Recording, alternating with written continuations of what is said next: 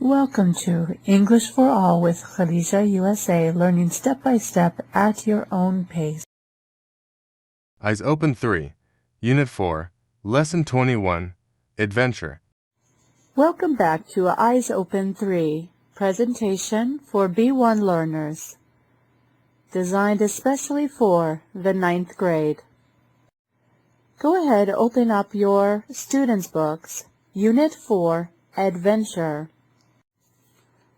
Student book, page 118, CLIL, Geography, Time Zones. Imagine the time zones in the world, imaginary lines that exist in both parallel and horizontal lines dividing the Earth's surface.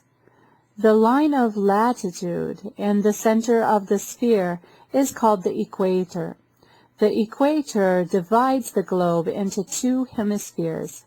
Anything above the equator is the northern hemisphere, and anything below is the southern hemisphere.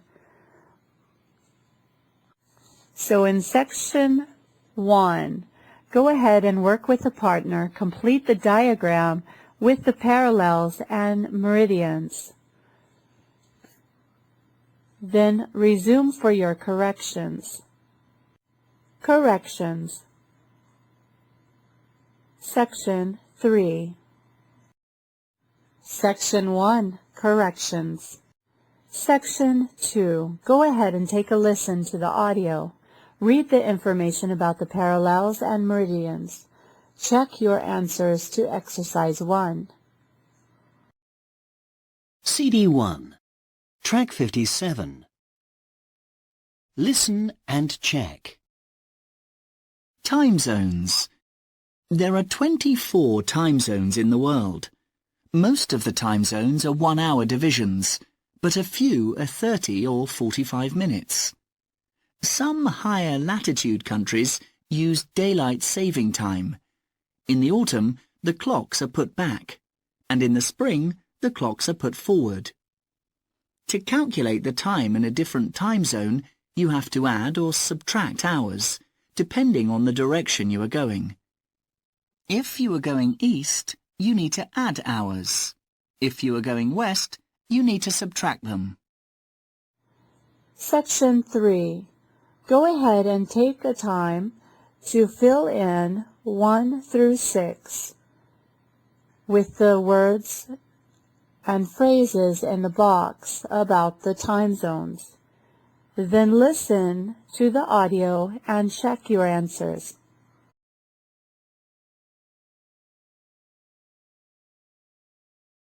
Where in the world?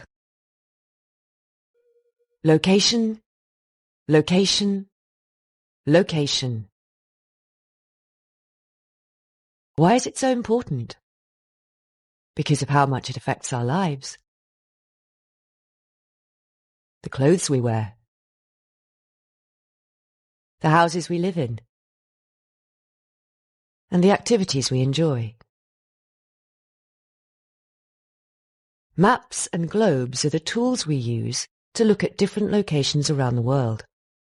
A map is a flat picture of the world, or one part of the world.